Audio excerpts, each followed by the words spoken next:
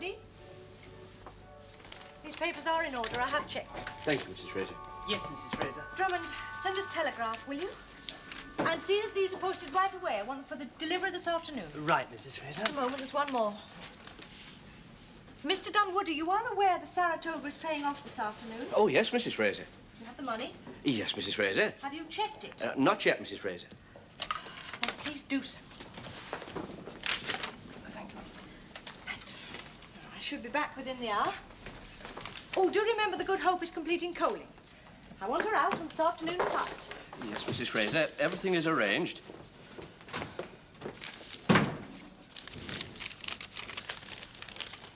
She was the most delicious little dolly mop you've ever saw, and I just had 2 pennyworth on the ponies and come up 20 to 1. So I had the cash for a nice little night, I tell you. I got it all worked out beautifully. Eck. Good morning, all. I'm afraid Mrs. Fraser's just left, Mr. Spendilow. That's all right. I'll wait.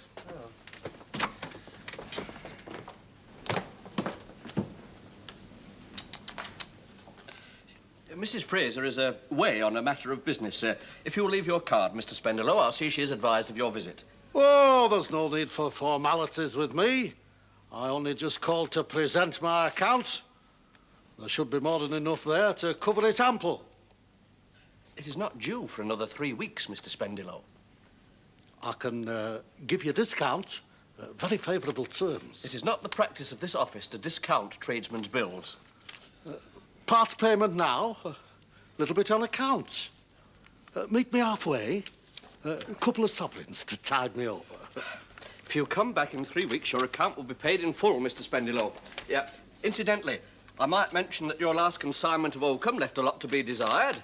Hand-picked, every shred, and warranted by no less a personage than Her Most Gracious Majesty herself.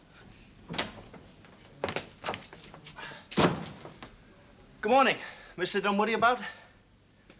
It was our impression that a certain amount of inferior material has subsequently been mixed with the original.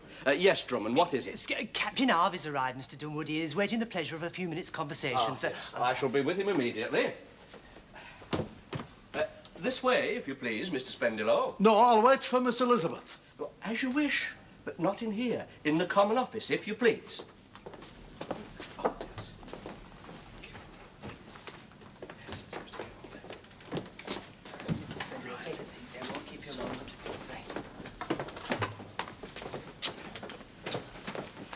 My apologies for keeping you waiting, Mr. Harvey. I'm simply overwhelmed with work. Hard taskmaster, is she? Oh, it's bedlam, Mr. Harvey. Bedlam.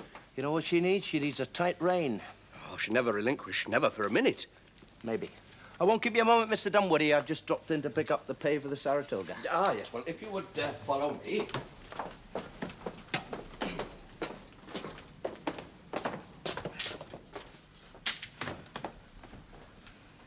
Now then. What's wrong? 2 £5 notes are missing. You sure? Of course I'm sure. I have the list from the bank. Who was in the office? Mrs. Fraser, several clerks in and out. Mr. Spendilow. Then we must organise a personal search. Not Mr. Spendilow. Everybody. I'm afraid I can't wait any longer, old chap. Oh, right, Mr. Spendilow. Wonder if you'd oblige us, sir? What for? There's a slight contretemps in the office. There's some money missing. One of the clerks, we think. Perhaps you'd oblige us by calling a constable on the way out. Oh, certainly. You can rely upon me. Discretion's my watchword. And I'm sure you won't object. It's merely a formality. Hey, what do you think you're doing? Stop that. Here. Those are mine. That's my mark. Arrested. Uncle Percy Spendilow. As a common thief, no less. Oh, that idiot Harvey. He takes far too much responsibility upon himself. Elizabeth, you're allowing your tongue to run away with you as usual. Now, tell us exactly what's happened. I've told you. So far, all you've told us is that Uncle Percy is to be arraigned before a magistrate and charged with a felony. Ah, well, I had it on very good authority that he was caught red-handed stealing from Fraser's office. Caught with his fingers in the till, I'll be bound. Well, in a manner of speaking. Well, remember how we used to steal sugar? You mean you used to steal sugar and Uncle Percy took the blame? Oh, do Stop calling him Uncle. Mr. Spendilow is not and never was related. He used to help out in the shop when Father was alive. We always called him Uncle. Used to slip biscuits into my pocket just before I went to school. Stolen biscuits, and I used to get the blame. I should point out, Sarah, that when Father died, Uncle Percy Spendilow went into business on his own. He opened a marine shop of sorts. Lord, the rubbish that man bought and sold. And he'd no head for business, none whatsoever. Now, tell us exactly the nature of the charge. Stealing £10 from our petty cash. No. And on what evidence? The money was found in his pocket. Was it identified? Yes, Mr. Dunwoody marked the notes with his private mark. I would describe that evidence as quite conclusive. It looks bad. Yes, well, that's where you might help, Robert. Me? Well, you could use your influence as a member of Parliament. Do you mean to thwart the course of justice? Is that what you were suggesting? Well, you have made speeches enough on the subject of penal reform. Now is your opportunity to prove that you mean what you say. Think of yourself as a champion of the oppressed. I have never supported any man or woman who has been legally and no doubt properly condemned for his crimes. At the moment, the prisons are nothing more than a training ground for criminals. I am toward the uniform application of isolation, the rule of silence, with the crank and the treadmill as a condign punishment for those who break the rules. I quite agree. Oh, do save your speeches for the hustings. Now, tell us precisely, when is he to appear before the magistrate? After luncheon tomorrow. Oh, well, might still be time. To do what? Subvert the ends of justice. And I'd like to put your name forward for a seat on the board. The post carries with it a small honorarium, plus a number of preferential shares. And what would be expected from me in return for this singular honor? Well, we appreciate that magistrates are busy people. Your name would be recompense enough. Waiter, I'll take cheese and coffee. Mr. Onedin, I have listened with as much patience as I can muster to an overlong dissertation upon your family fortunes. And although appreciative of your proposal, I am mindful that time is passing. I have a rather heavy list of cases before me this afternoon. I would be obliged if you'd come to the point. Oh, I thought I had. Mr. Onedin, your reputation is well known. You will therefore forgive me for questioning your motives in extending so lucrative an inducement. Under what circumstances would I be expected to fulfill my obligations to your board? Oh, well, we might call upon your knowledge of the law from time to time, that is all. Thank you, no, I take neither tobacco nor alcohol. But indulge yourself if you so wish. Well, as a matter of fact, a little matter has arisen upon which I would appreciate your advice. An acquaintance of ours, a man in a small way of business, finds himself in the unfortunate position of being accused, quite wrongly, of theft. Of what? Of money. A felony. Once charged, he must plead. Aye, well, that is the problem. The evidence appears to point to his guilt. That's no problem, Mr. Onedin. If such is proved to be the case, the man will be sent to prison. He's not a young man. When does he appear? This afternoon. Before me. I think you have said enough, Mr. Onedin. I shall forego both coffee and your offer of an appointment. I have no knowledge of your involvement in all this, and I have no wish to know. Let me only remind you, sir, that the penalties for attempting to influence one of Her Majesty's justices are severe. Severe indeed, sir. I bid you good day.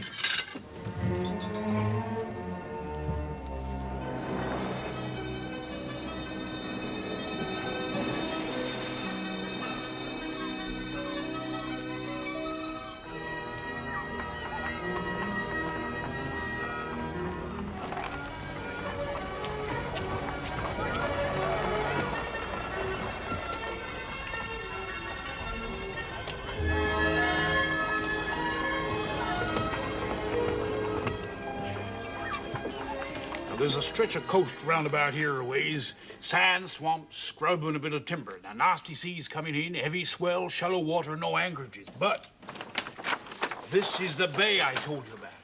Now, it's narrow at the neck, and it opens out just like a bottle. Now, once inside, a ship could be as snug as a bug in a rug. And how far off is the river? Well, it makes a bend about here, you see. It comes no nearer than about 20 miles. I suppose you could cut a canal. The land in between is scrubbed with a few salt flats. Salt? I thought you'd be interested in that, so we brought a cask or two as samples. Now then, this is the inlet in detail. I drew it up myself. I took a jolly boat and I sounded every foot of it. Now, to seaward, you got very deep water, and inside 5 or 6 fathoms and a fair stretch of beach to the north. And there's no one there except a few bow and arrow savages. And there's enough timber to build a mile of jetties. We'll do it, eh? We'll build a port where there was no port before. We'll make the whole of that coast ours, eh? We'll call it Port Baines, eh? Port Baines. I'll drink to that, by God, Sir. Port Baines. Now, what's up with you? Uncle Percy. What was the outcome? Guilty. He was sentenced to 6 months.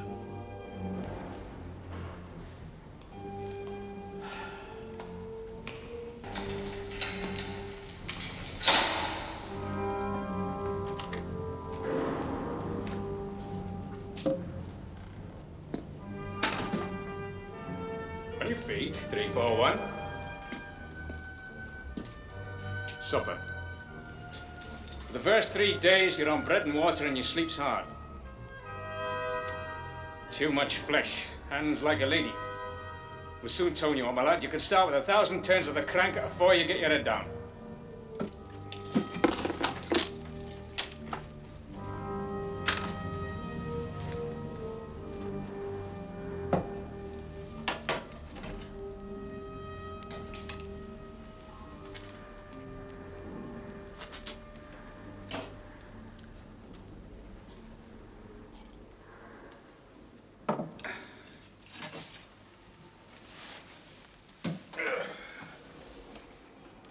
I told you, 3, 4, 1.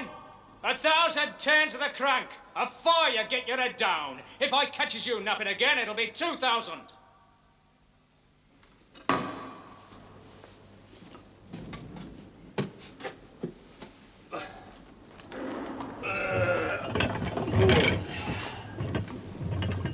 Two,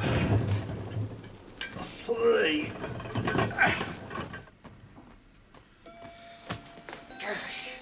Don't know. You know, she's late again. Elizabeth really has transformed this room. I mean, it's my duty as principal speaker to be there on time. I'd swear Elizabeth dilly-dallies deliberately. We lack a decent-sized withdrawing room. All the important people will be there, my Lord and Mayor, my Lord Derby, the most influential members of the Chamber of Commerce. We need a new address. You what? It's time we moved to a new house. A new house? What's wrong with the one we've got? Oh, how can I be expected to entertain persons of quality in such cramped quarters? My dear, you make an admirable hostess. Everybody comments on it. The kitchen's far too small. I can't keep a decent cook. Now compare our circumstances in the style to which Elizabeth lives. Elizabeth's got money to burn, I haven't. I did have in mind the Croxteth Road area. The Croxteth Road? Have you taken leave of your senses? Do you realise, I mean, it's full of ship owners and cotton brokers and... Exactly, and a member of Parliament is required to have a good address. Can't afford it. Oh, Robert. If James can use company money in order to buy a port, then you can have your share to buy a new house. That's all very well. No, exactly. You are a company director. I know I'm a company director. So tax James with it, and if there is any profit, then you should have your share. I'm ready. Have I kept you waiting? Good grief, girl. We're only going to a dinner, not a rout. Oh, are you thinking too extravagant? Oh, well, perhaps I should change. No, it'll do very well. Very well. Come on, we haven't got all night.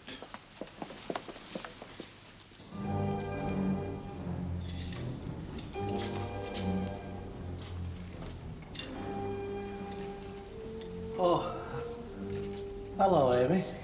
Hello, Percy. Are they treating you well? Oh, it's hard. I'll not deny, but they're fair. They're very fair. Are you getting enough to eat? Oh yes, the food's regular and wholesome. 3 meals a day, and wholesome.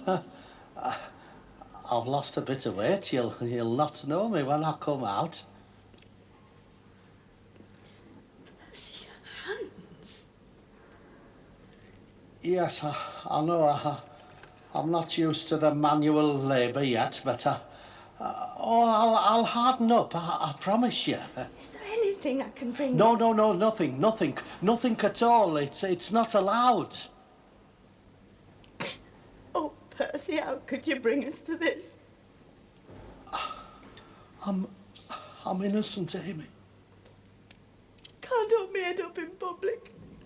And the landlord's threatening eviction. I don't know what to do, Percy. It'll be the poorhouse, I know it will. Speak to Miss Elizabeth. Who? Mrs. Fraser. She'll stand by. Oh, no, I wouldn't dare. She's too high and mighty. Anyway, who was it put you in here, them Frasers? No. The Onedins has always been very, very good to me. Go and see her, Amy. Miss Elizabeth will help you. You'll see. I don't know what's to become of me. And the children. We shall starve. We shall all starve. Time's up, 341. Speak to Miss Elizabeth, Silence. Amy. Remember. Yes, Mr. Crean.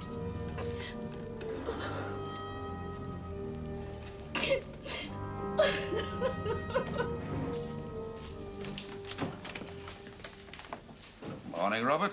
What brings you here so early? I'm here to ascertain the present state of our company's finances, and I am not leaving here until I have a full and satisfactory explanation. Oh, help yourself. You'll find them all over there. Thank you. Why?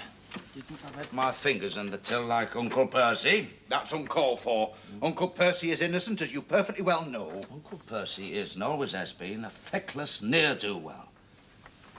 Why this sudden interest in our finances?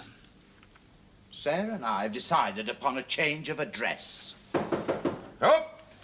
It is therefore my intention to invest in a choice property in a better class residential area. Oh, Robert, you can buy a dozen houses if you've a mind to. Just don't bother me with your petty little problems. Petty problems? And where do you think the money's going to come from, eh? Eh? James, what's the matter? Charlotte. She's got diphtheria. Oh, I'm sorry.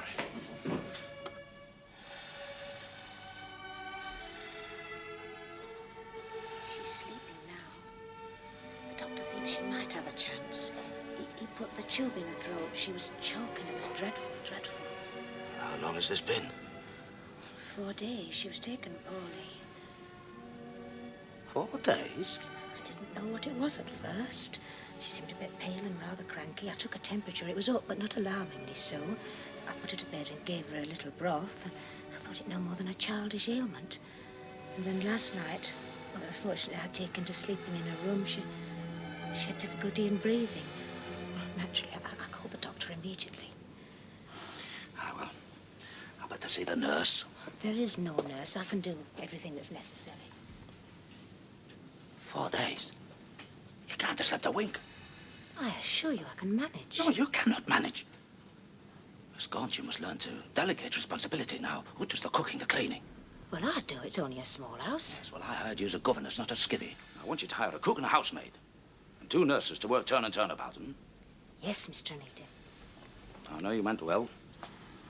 But we must think of what's best for Charlotte. I want a couple of Nightingale nurses, not your gin-soaked drabs. What will you do? I shall wait here.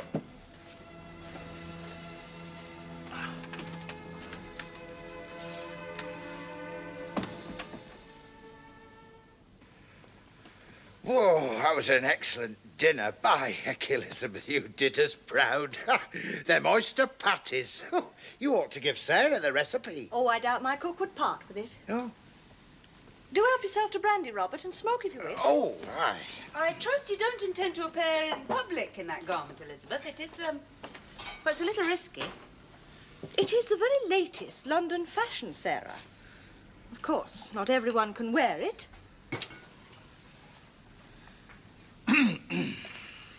Aye, well, yes, very nice. And what do you think of James' latest project? Does hold certain promise. You can't be serious. Well, the country of Brazil does have enormous potential, Robert. Beg pardon, madam. Yes, what is it, Alice? But there's a person A person. wishing to speak to you, insisting like. Well, what sort of a person?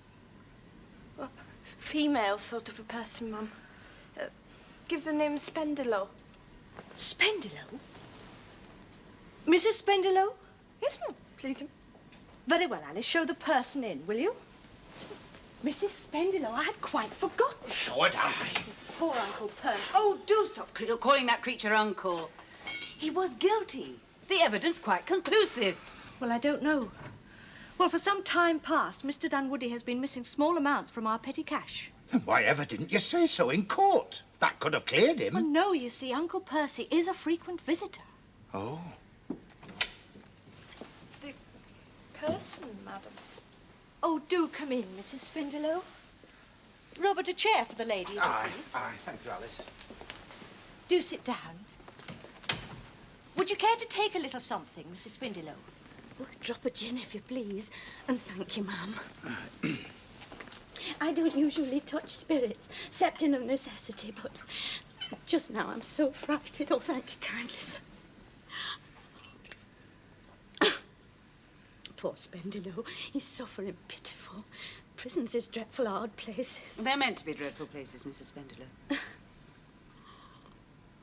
I don't know what's to be done. Business is falling off. With the police poking and prying, customers is shy, very shy. There's no need for anyone engaged in honest trade to be afraid of the police. I'm sure we all sympathise with your predicament, Mrs. Spendilow. Go and speak to Miss Elizabeth. If you'll excuse the liberty, ma'am. Those were Spendilow's very words. Miss Elizabeth will help. Well, I'm sure I don't know what I can do to help. Oh, you have been kind, ma'am, more than kind. Taking a bale or two of oakum off our hands from time to time, and Mr. Robert buying casks of tallow. And Mr. James letting us have first pick a surplus store, spoiled, of course, but at very favourable prices. Oh, yes, you have all been most kind over the years, but I'm lost without Spendilow, and that's a fact I'll not deny. Well, I'm sure we'll all do everything we can to... Won't we, Robert? What? Oh, yes, yes. We won't leave no stone unturned. My brother has considerable influence in the field of prison reform. Oh, thank you, sir, thank you. Oh, well, I can't promise anything, mind you. I can't promise anything. But I'll do my best. Oh. I could have a word with the prison governor. Aye, I'll do that. Alice! Come in here, will you? Now, I think it's time you were away off home now. Now, don't worry about anything. You leave everything to us. We'll do all we can. Just one moment, Mrs. Spendilow.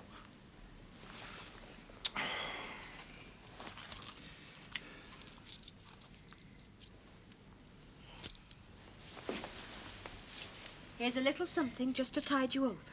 Oh, thank you, ma'am. You're too generous. I'm too generous. Am I to understand that you two have been supporting those creatures by buying their rubbishy stocks? Well, only the occasional oddment. I mean, I looked upon it as an act of charity. Well, me too. But trust James to turn a penny even from an act of philanthropy. We have been buying James's cast-off rubbish.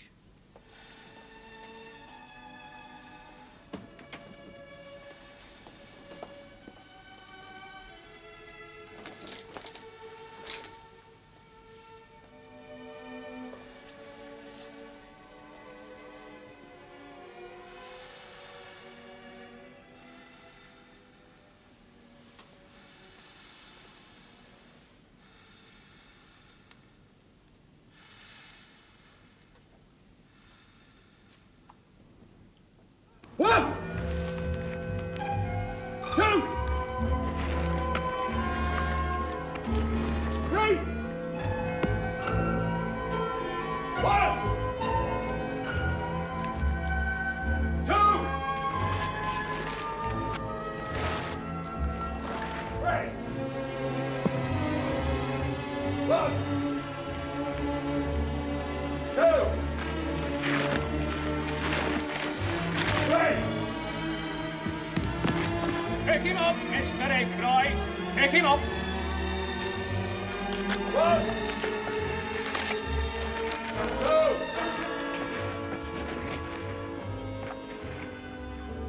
3. 1, 2.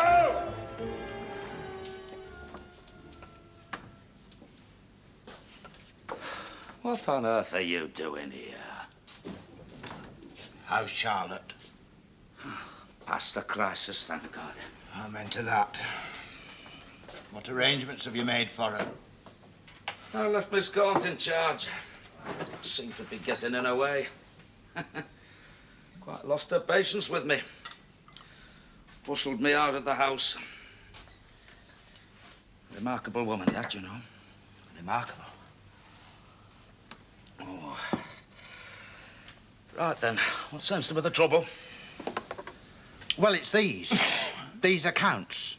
I just can't make head nor tail of your accounting.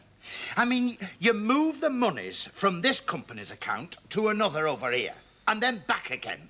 I mean, it's just a maze of figures. How much do you reckon that you're worth now, Robert, eh? Well, that's what I'm trying to find out. When we started this company, all I had was the Charlotte Roads, and you put up £15 and just squealed like a pig. Of course I squealed like a pig, but I coughed up and you went ahead and formed a £100 company. Aye, and how much do you reckon that your 15% is worth now? 15% of what? Close on £1.25 million. You... 7, 15 over plus. That's well over £180,000. Not a bad return on £15, is it, eh? 100... I can afford to buy a palace. Oh, you can you? Yes, I've just got to sell some of these shares. Not unless I agree. Now, I own 70% shares. You sell nothing without my say-so. I see. So I've got to whistle for my money, is that it? Well, no, James, not this time you don't. Oh, no. I am determined to buy that house, and the cost of it is going through the company's books. Oh, aye. Yes. Otherwise, that Brazilian venture of yours doesn't go through without my say-so, because I shall refuse to put my name to another document. Where do you expect to find this palace? Croxteth Road. It will be a palace. Well, the company can afford it. True. Ah, it sounds like a good enough investment. Very well. Company will foot the bill. Thank you. Anything else you want to buy? Not for the moment, James. Good night.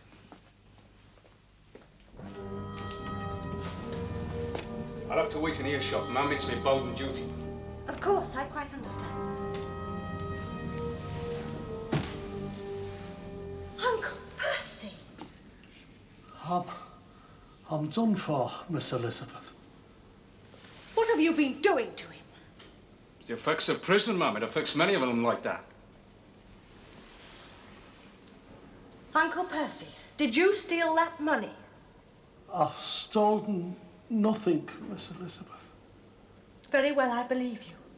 But if you didn't, then someone else did. Who, Uncle Percy? Who else had the opportunity?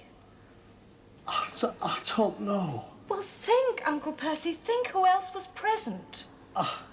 I can't remember, Miss Elizabeth. Well, there was Mr. Dunwoody and Mr. Harvey. No, Mr. Harvey was in the Common Office and Dunwoody went to speak to him and I followed in and there was a lot of coming and going. The office was very busy and I think there was a clerk or someone or other. Oh, I don't know, I I can't remember rightly. One of my clerks, which one? I don't know. I didn't take no particular notice. And anyway, one clerk's much like another, isn't he?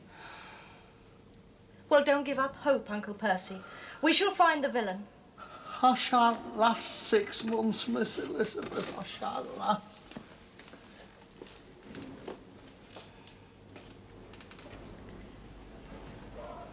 Thank you again for your kindness, Mr. Kringle. This is for your trouble. I shouldn't really, ma'am. Are you married, Mr. Kringle? I have that good fortune, ma'am. She must indeed be a most fortunate lady. Are there any children of your union? 2. A fine lad, and the prettiest young girl you ever saw. One for the lad, one for the girl.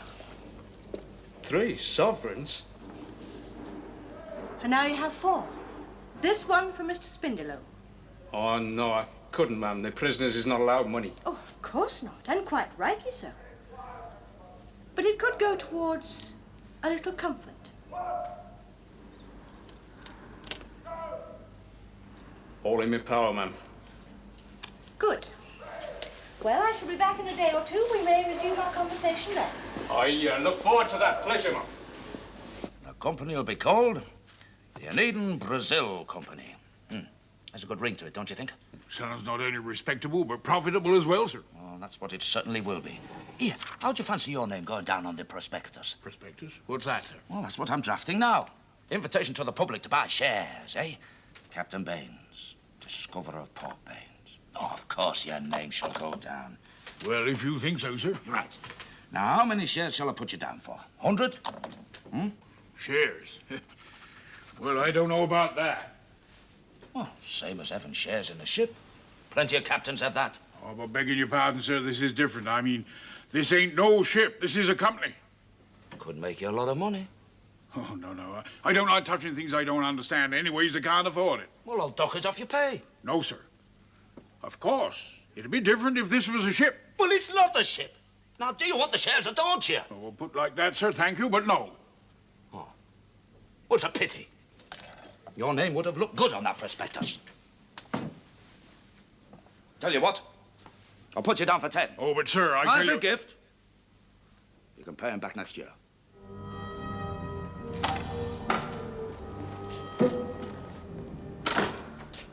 What is supper? I've not much in the way of an appetite these nights. Sit you down, 341. Sit you down.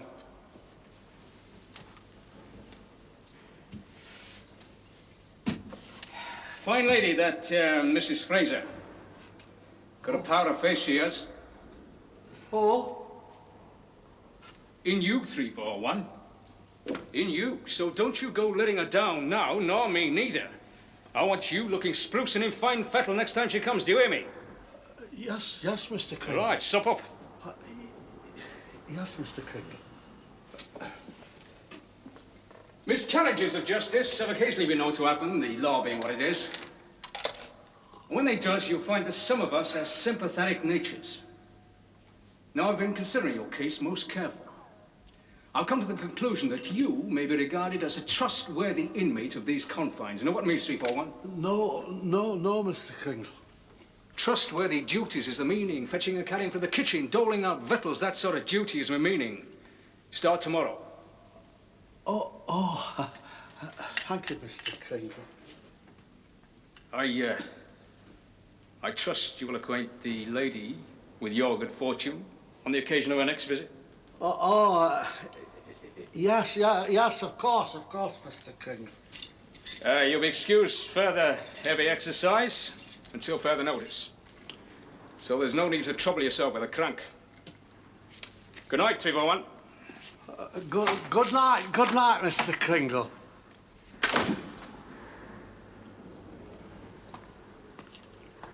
You wish to retain your position here, Mr. Dunwoody? Oh, yes, indeed, ma'am. Then may I suggest you start to exercise your mind? Now then, when Mrs. Spindelow was in this office, who else was present? Oh, dear, I just cannot recollect. Think, Mr. Dunwoody, think.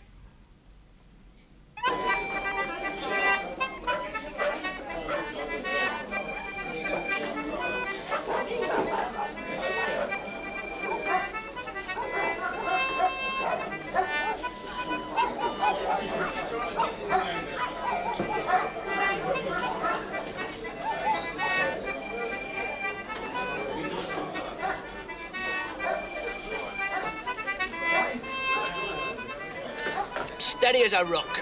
Parlin' tricks. I came here to watch the fancy, not to see you supping like heathen dromedary. You having a bet? Well, now, I thought to venture $1 on Tiny Tim here. He's too old and he's too slow. My money's on Wild Harry. Well, now, he's too young and too eager. All right, I'll give you 3 to 1. In guineas. Ah, don't be a fool. 5 to 1. I'll be quiet. I'll take that, mister. This is a private conversation. Hey, what's the matter with you? You're spoiling for trouble. Well, the fact of the matter is I'm out of favour. I was doing all right for myself, and she's a lovely handful, but headstrong. Headstrong and willful. Mind about 2 minutes, She's gonna be an almighty willful woman. Mind about each other. It's A widow woman. Lovely as sin and wealthy as Croesus. What more could a man ask? Who are you talking about? Trimmer craft as I ever saw. Full-rigged and pretty as a painted picture. And just who are you speaking about? She gave me such a roasting over that business about the stolen money. Are you talking about Miss Elizabeth? Oh, yes. Now, you take that back, because I'll throw you through that window.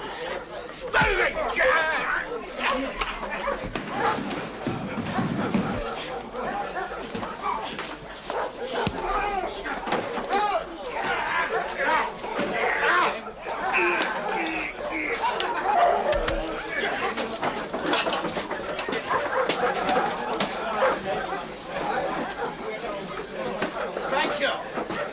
We haven't finished our business yet. Well, if they start a book, I'll have 2 pennies on the fat fella. Though I must say, Mark, if I've got a choice, I'd rather have cockfighting. That's him, that's the one, that man!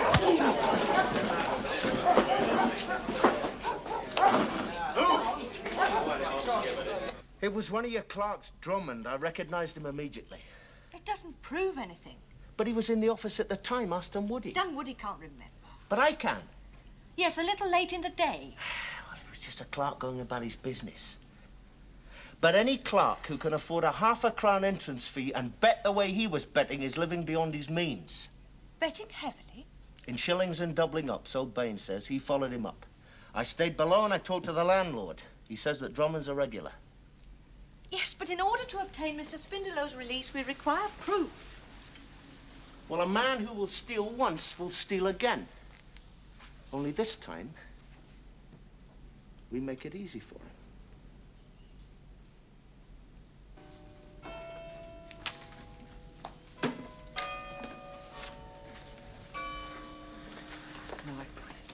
Good night, Charlie.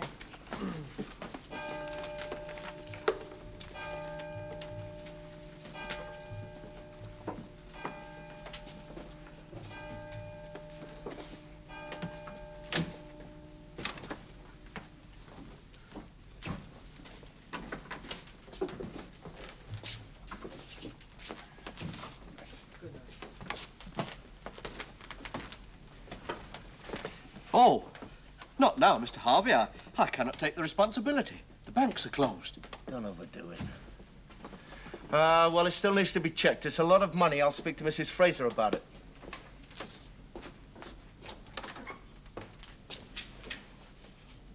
Where have you been? Well, I was waiting for the first clerk to come out. We want him to feel safe, don't we? Is the money all accounted for?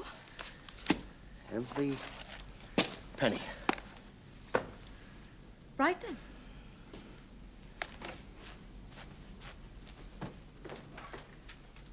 Good night, Mrs. Fraser. Good night. Good night, Mr. Dunwoody. Good night, Mr. Harvey. Oh, Drummond? Yes, Mr. Dunwoody? Would you be so good as to take this note to Mrs. Fraser? Oh, yes, of course.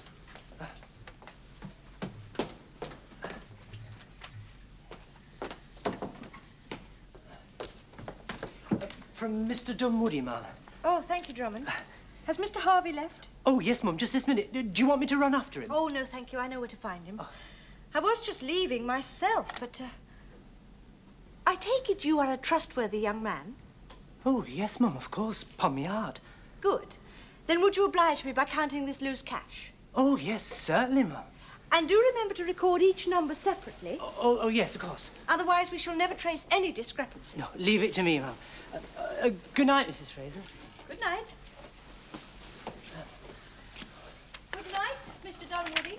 Good night, Mrs. Fraser.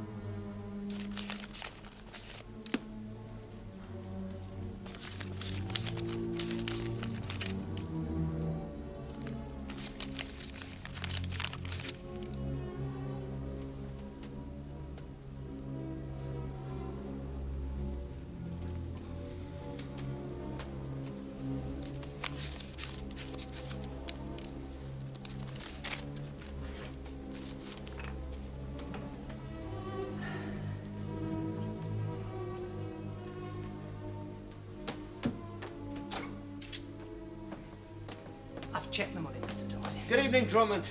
You off to bag your fancy again? Oh, Cap... Would you mind coming in here a minute, please? Just a minute, please. I don't understand him. Thank you. There's nothing to be alarmed about. We just want to know how good you are at counting money. Will you sit down, please? Well, it's all there, every penny. If you don't believe me, check it for yourself. I don't have to. Mr. Dunwoody. This, I take it, is a list of the numbers. It's all there. Check it and see. Afterwards, I shall expect an apology. A £5 note is missing. That is the number. Let's have it, son.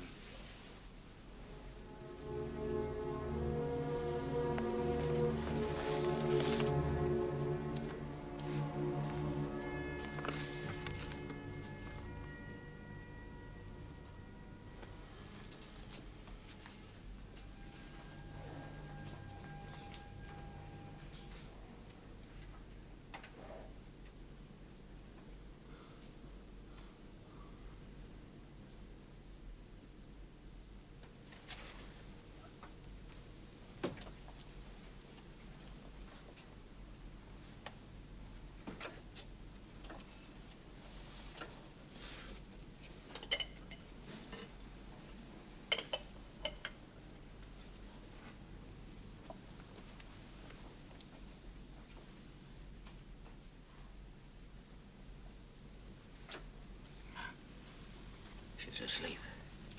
You've both been sleeping for 3 hours. I brought you supper. 3 hours, eh? She's certainly on the mend. I know. That's why I've packed off those 2 nurses. You don't what? Well, there's no good in keeping a dog and barking yourself, so I can take over from now. Rabbit pie, eh? While you're eating up, I'll go and get a hansom. Oh? Well, you have got a business to attend to, and a good night's sleep is what you need. I think you enjoy bossing me around, don't you? Well, someone's... Huh? Nothing.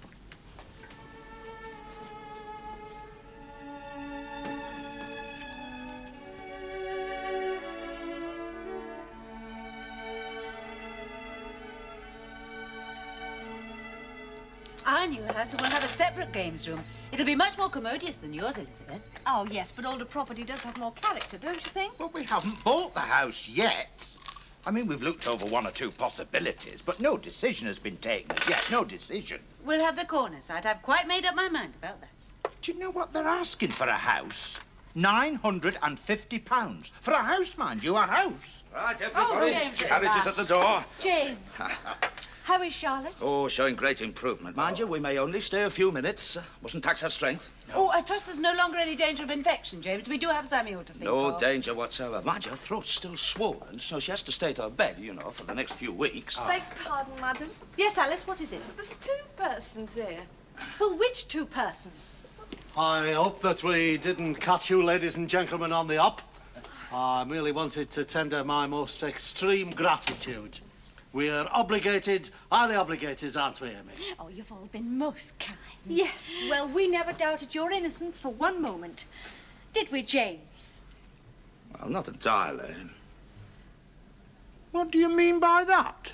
Well, always seemed odd to me that a clerk familiar with office procedure should help himself to cash that had already been counted. But it was Drummond. We know it was Drummond. Oh, I've no doubt that your clerk pilfered a shilling here and a shilling there, but it wasn't until you laid that trap that he was tempted to take a banknote. It was you, wasn't it, Percy? I only took what was mine by rights. Percy! You will never set foot in my office again. And after me speaking to the prison governor on his behalf. I never had any doubt. Never for a moment. Yes. Well, what are you going to do with yourself now, Percy? Well, I suppose I shall try and get started again, Mr. Onedin. It's all right for the rich, you know. They've got resources. I only took what was mine by rights. I was entitled. Yes, entitled.